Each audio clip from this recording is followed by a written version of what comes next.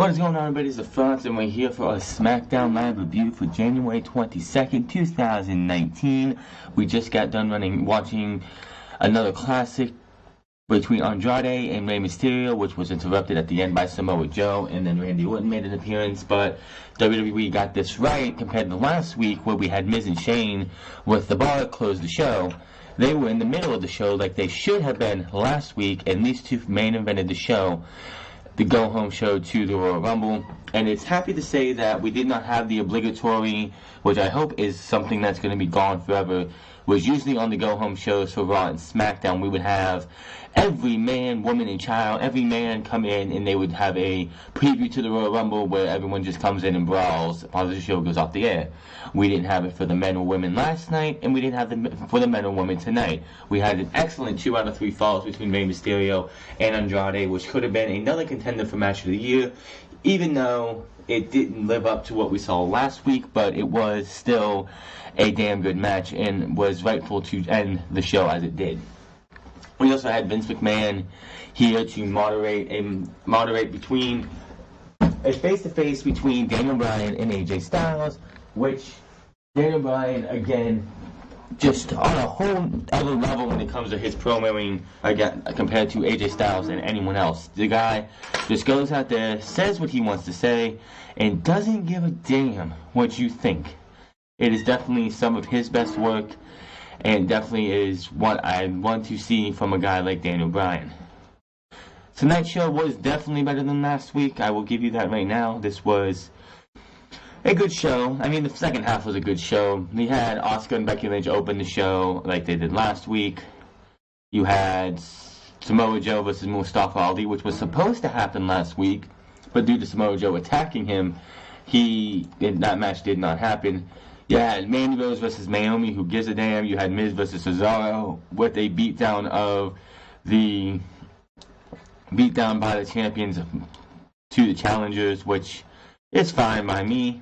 Not a problem, even though it's very telling who's going to win the tag team titles on Sunday. We will talk about that. This coming Friday will be our preview for our predictions, not a preview predictions, but our predictions for the Royal Rumble. Of course, Thursday will be the predictions for SmackDown. Not for SmackDown, but for the NXT TakeOver Phoenix. Working on those overlays right now.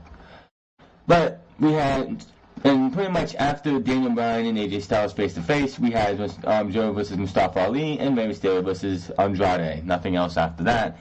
And SmackDown was a better show than it was last week, even though, again, it started off pretty weak. We had Becky Lynch and Asuka in the ring, and we're not going to use audio tonight. It just feels like it's not one of those nights to do that. Lynch says it wasn't long ago that no one was paying attention to the man. Everyone has an opinion now. The only thing the man should be doing is main eventing WrestleMania. The only way you're going to be main eventing WrestleMania is if you're facing off against Ronda Rousey and Charlotte Flair, Becky. The journey starts at the Royal Rumble. Lynch has watched Asuka steamroll everyone. Asuka is undoubtedly one of the best in the world, but Lynch is better. Lynch says Asuka didn't beat her for the title. Lynch has beaten the Queen, and she is going to break the Empress. And Asuka interrupts. And the fact that she says she's watched Asuka steamroll everybody is a kind of a bold-faced lie, because after Charlotte beat Asuka at WrestleMania last year, she went up against Carmella after Backlash, because that was Charlotte's rematch. The next 2 pay-per-views, it was Asuka versus Carmella, and Carmella made Asuka look like a fool. You had James Ellsworth come back dressed as Asuka. You had the shark cage shit at the Extreme Rules, and Asuka did absolutely nothing. So how she's saying that Asuka steamrolled everyone is just ridiculous and a bold-faced lie. Asuka gets in Lynch's face and starts screaming in Japanese that she holds the championship. Charlotte Flair, which has nothing to do with this title feud at all, walks down to the ring because, if there's a major title feud in WWE, and this is the thing, the SmackDown Women's title match at the Royal Rumble is going to be the first Women's Championship match on the main roster that does not have a blonde woman in the match.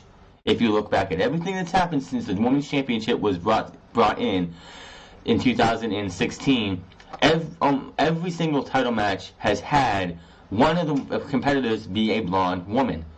This trend is getting broken at the Royal Rumble, and that's a big deal. But with the fact that it's going to be Charlotte and Becky Lynch, and they're the biggest match for the women at the Royal Rumble, we have to show Charlotte out there in the go-home show. We have to show Charlotte off. If Charlotte's not there, then oh my God, then no one's going to watch this. This is just WWE's ego and trying to stroke the ego and make Charlotte the priority. Instead of giving Becky and Asuka the full promo time of themselves, let's just have Charlotte go out there because she has nothing to do with this championship match on Sunday. But we have to have Charlotte out there, because if Charlotte's not out there, it doesn't fucking matter. And it's pathetic.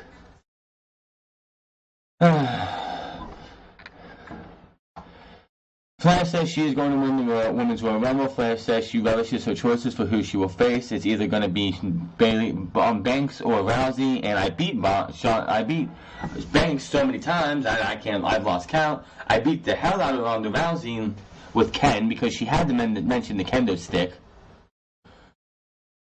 Then she also mentioned how Asuka and Becky, she beat Asuka's streak, which was fucking pathetic when it happened, and I still disagree with that decision to this day.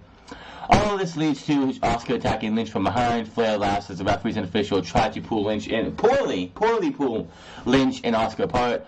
Asuka sends Lynch to the barricade. Lynch pushes Asuka over the announce table very poorly, which she just pushed her, and Asuka just fell and slid off the announce table.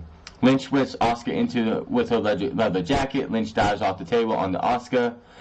And then they finally pull them apart, and then we go to commercial. We come back, and we have Asuka and Becky Lynch in the back still brawling with each other. So do we really need to see a pull-apart brawl between these two as we go into the pay-per-view?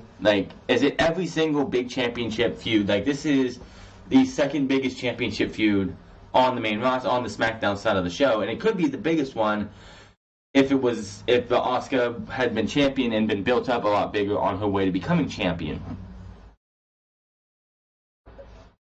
Then we had Naomi versus Mandy Rose in a match that I didn't even care about, but WWE is so behind Mandy Rose that this match had a hype package for what has been happening since Christmas Day edition of SmackDown, where Mandy Rose had Jimmy Uso under the mistletoe, and that started from there. And they had all this, they had this entire video package of what's happened up until last week, where the entire Sheegan was in her lingerie, and she had Jimmy in her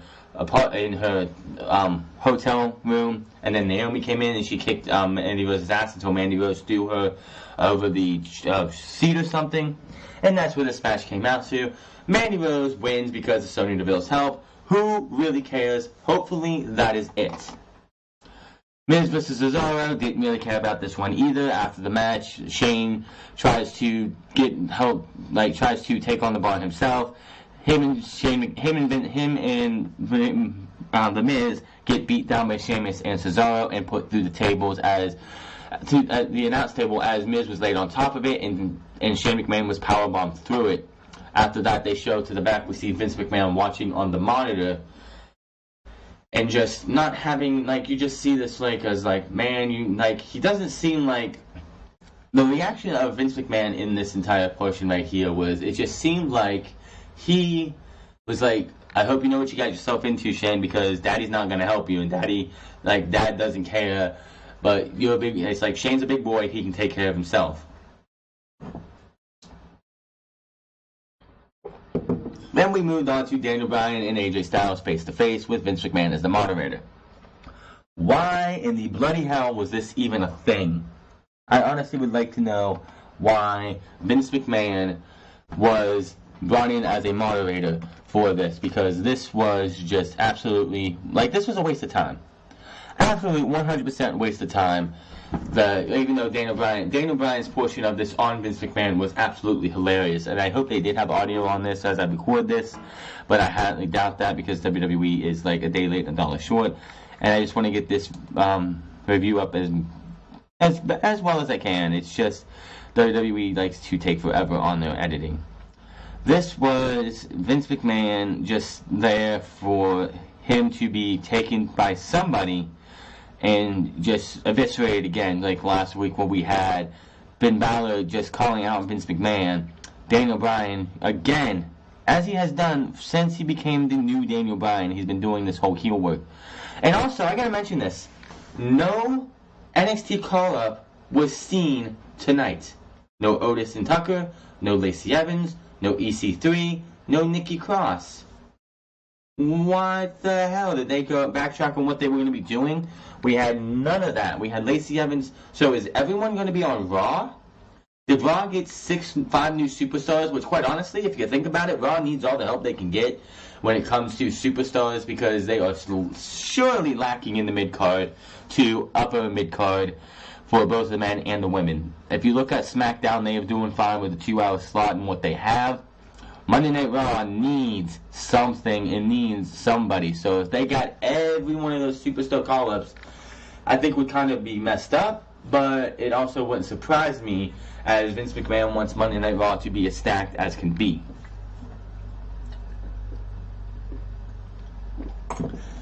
McMahon said he would save his comments for what just happened to his son Shane for later.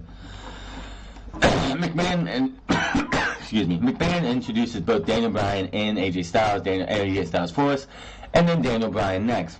Bryan ends up circling the ring. McMahon says the point of this is the face-to-face. Bryan says he isn't falling for this trap.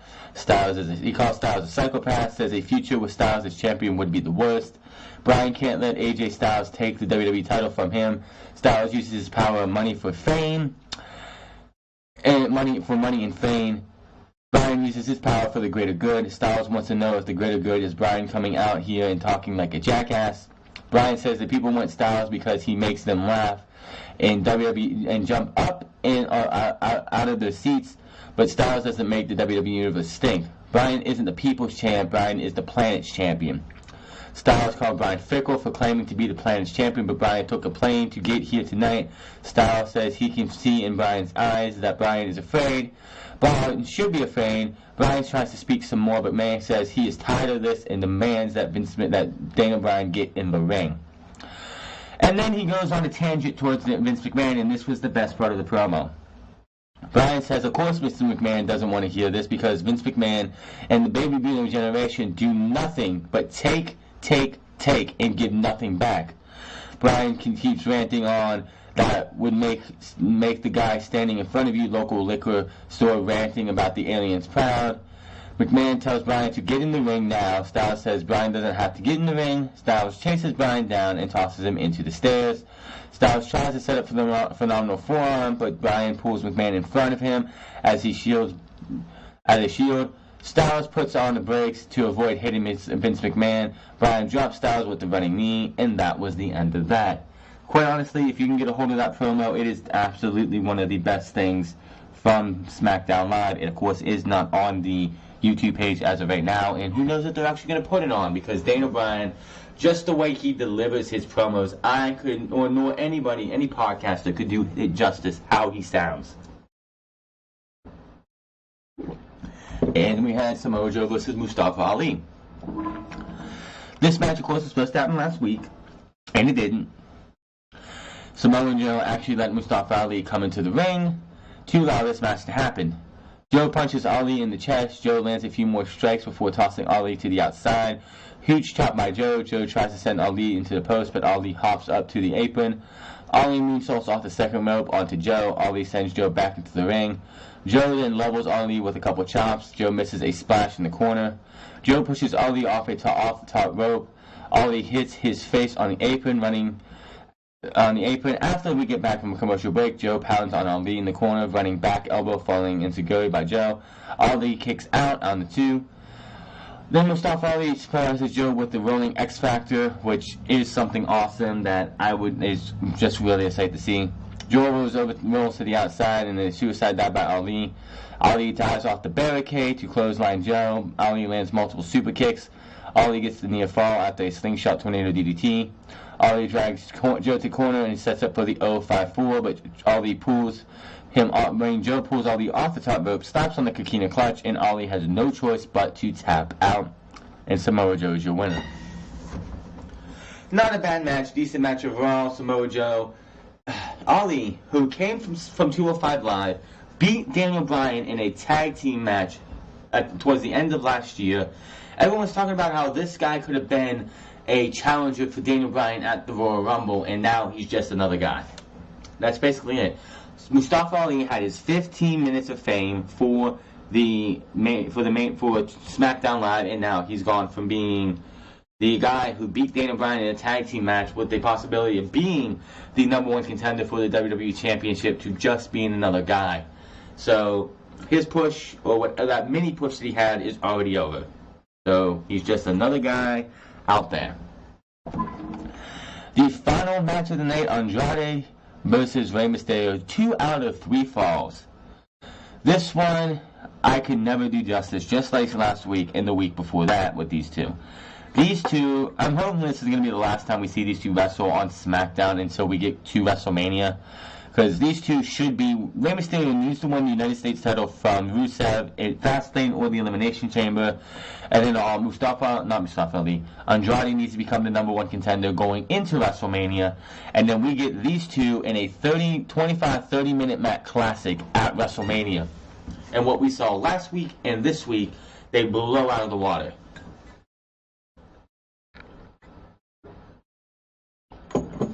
Andrade gets a back elbow on the Mysterio, and Andrade puts Mysterio on his shoulders. When Mysterio turns it into a head scissors, and Andrade rolls out of the ring. Mysterio springboards off the top rope and Hurricane Runners Andrade. After the break, Mysterio kicks Andrade in the head, and Mysterio catches Andrade with a springboard seated senton. And Mysterio tries another springboard, but Andrade drop kicks Mysterio in mid-air. Beautiful. So they actually had to slow it down and show it from from the opposite angle, because when they showed it live, you couldn't see exactly where he hit. But dude, it looked awesome. Andrade sets up for a hammerlock DDT. Mysterio reverses it into the code red, which just is awesome. Andrade rolls up Mysterio with a handful of tights. Mysterio kicks out though. Andrade trips Mysterio while Mysterio is in the ropes. Mysterio is clutching his knee, which, as we all know, Rey Mysterio has had many knee injuries over his time, and it was one of the big reasons why Rey Mysterio left WWE about 4 or 5 years ago. Andrade puts Andrade puts Mysterio on his shoulders while he's on the top rope. Mysterio fights out of it and sets up a Super Rana. Andrade reverses that into a blonde bombshell, or the top rope powerbomb. I have never seen anybody do a top rope powerbomb. Like, he had him up for a powerbomb. I thought like Mysterio might try and Hurricane Rana out of it again, but he picks him up, backs up onto the top rope, and just powerbombs him straight down for the 1, 2, 3. Andrade with the first fall. Then Mysterio did not keep it down. It was not 1-0 for very long. After a slingshot powerbomb by Andrade, which, by the way, Jackson Riker, eat your heart out, because Andrade shows you how to do a slingshot powerbomb off the top rope. Mysterio kicks out. Andrade sets up for a third powerbomb. Mysterio counters that into the Canadian Destroyer for the 1, 2, 3, and for the second fall goes to Rey Mysterio. I hate that about the 2 out of 3 falls match, because it's always like the first fall is a long drawn out fall. The second fall becomes a rush. It feels like it's just immediately, especially if they're going to all 3 falls. It goes from 1-0 to 1-1 in like 2 minutes, and less than that, and that's what happened here. And then usually it's a quick third fall, or we drag it out for the third fall, and that's what happened here. Andrade charges at Mysterio in the corner. Mysterio moves out of the way. Andrade falls to the outside. Mysterio tries to slide under the bottom rope, but Andrade catches him and tries to hit the DDT. Mysterio drives Andrade into the barricade. Mysterio gets back in the ring as Andrade is bent over. Mysterio slides under the ropes and sunset flips Andrade into the barricade. And I'm like, holy shit, what else can these guys do? Just these two just showing you that good wrestling could be found anywhere if WWE actually give it a chance. Let's see where we're at. Okay, Mysterio hits the West Coast Pop, which, when was the last time in WWE we saw the West Coast Pop from Rey Mysterio? He hit it here, but they say Andrade kicked out, But Andrade, if you look at the replays, Andrade's left shoulder or right shoulder was not on the mat before he kicked out. Andrade traps Mysterio in a rope hang cross, an arm breaker but that's of course only to a five count. Andrade sends Mysterio into the turnbuckle arm first, and he's working on that arm now. Mysterio Hurricane Runners Andrade off the apron. Andrade lands on his feet. Mysterio tries a rolling Rana, but Andrade powerbombs Mysterio into the ring post. Just back and forth between these two. And this is like, I want to see more of this, but against other opponents. Mustafa Ali versus Andrade was also pretty good from a couple weeks ago. I would like to see Mustafa Ali versus Rey Mysterio in a one-on-one match. Andrade sends Mysterio back into the ring and Hammerlock DDTs him. 1, 2, but Rey Mysterio gets his foot on the rope. If you're going to do the entire, like, the finisher doesn't finish the match cliche, which we've seen, like, if you watch my TakeOver UK, NXT UK TakeOver Blackpool review, I bitched about the 3 title matches that they had on that show, multiple finishers, whether it was tag team finishers or just plain old finishers, overall were being kicked out, and it kills a match when you have that, when you just 1, 2 and then they kick out. This is the way to do this, where Rey Mysterio put his foot on the bottom rope, because Andrade hammerlock DDT Rey Mysterio, and instead of pulling him to the middle of the ring, he just tried to pin him 1, 2 and the foot get on the rope. This is how you do it. Andrade puts the Fujiwara armbar on Rey Mysterio's bad arm. Mysterio does eventually escape. Andrade puts a Mysterio in the electric chair. Mysterio counters this into reverse runner. Mysterio hits the 6.9, setting up for the drop the dime, but Samoa Joe appears out of nowhere and powerbombs Mysterio onto the apron as the ref calls for the bell, so Rey Mysterio wins this match. After the match, Joe sends Andrade into the ring post. Joe puts Mysterio in the Coquina clutch. Mysterio was pretty much done as it is, so him putting the Coquina clutch onto Rey Mysterio was just insult to injury. Joe grabs the mic and says he told us all that he came to make a statement. What we see in this ring tonight is exactly what Joe is going to do at the other men at the Royal Rumble. My name is Samoa Joe, RKO, and that was that. When it comes to this 2 out of 3 falls match, it was a great match. It was a good match. Was it as good as last week? No. It's going to be hard for them to beat what they did last week, but they still were having a fantastic match. And it does bum me out that they had Samoa Joe beat down these two, but it also shows to the viciousness of Samoa Joe that he just doesn't give a damn what other people are doing. It was another great match. Why Randy Orton came out made absolutely no sense to me. Is he a babyface again? Because he was playing up to the crowd after he RKO'd Samoa Joe. But I'm really hoping that what we see between Rey Mysterio and Andrade can be saved. Like, this is the last time I want to see these two wrestle each other till we get to WrestleMania time, when we have one of these two. Well, we have to have Rey Mysterio as the United States Champion, and then Andrade wins the right somehow between Fastlane and WrestleMania, or Elimination Chamber and WrestleMania, to go to WrestleMania to face Rey Mysterio for the United States Championship.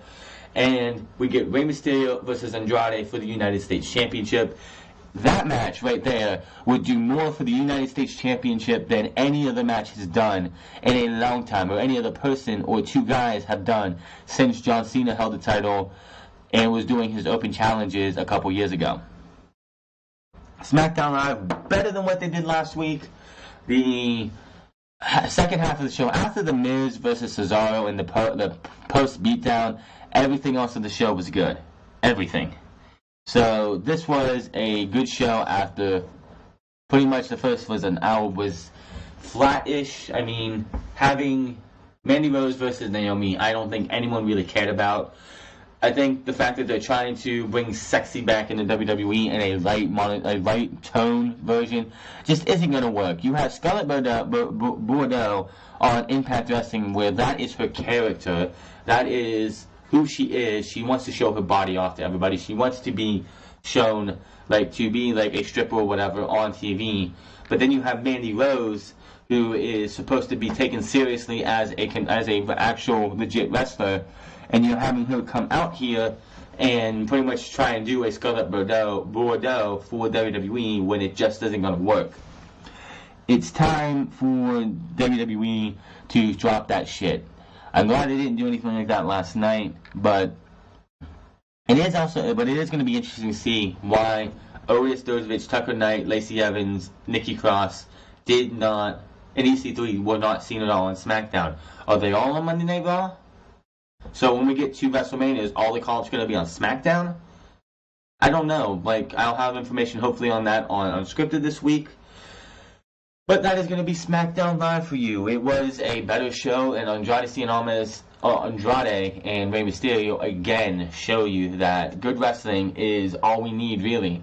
We don't need the bullshit we don't need the pancake eating contest or the trick or street fights or any stupid shit like that WWE likes to do with the wrestlers. This was as good as it's gonna get, and we need to see more of this. Mustafa Ali and Samoa Joe was a decently fat match that could have went a little bit longer. Miz vs Cesaro, and the beatdown after pretty much tells you how that tag team title match is gonna happen on Sunday. But that is going to be all. Make sure you hit that subscribe button, comment down below, like or dislike this video. Hit that, find me on Twitter at TheFrance, hit that follow button over there. Find me on twitch.tv/TheFrance08, hit that follow button over there. I'll be streaming tomorrow morning, hopefully. But I'm going to get out of here. I will see you guys tomorrow for NXT Phoenix Go Home Show. NXT TakeOver Phoenix Go Home Show for NXT. And then Thursday we'll have our NXT TakeOver Phoenix predictions. And then Friday the Royal Rumble Royal Rumble predictions. Then Unscripted on Saturday. Saturday night will be NXT TakeOver Phoenix. And then Sunday will be the Royal Rumble. Until then, my name is TheFrance, and I will see you guys later.